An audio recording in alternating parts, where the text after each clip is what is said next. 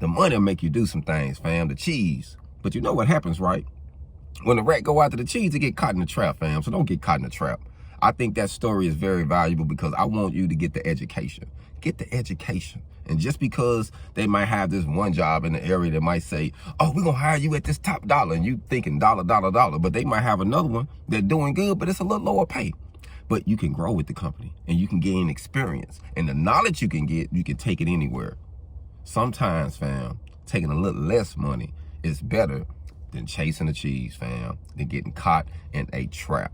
I'm in Little Rock, Arkansas, family, and I'm teaching people how to weld. This is a 16-week welding program.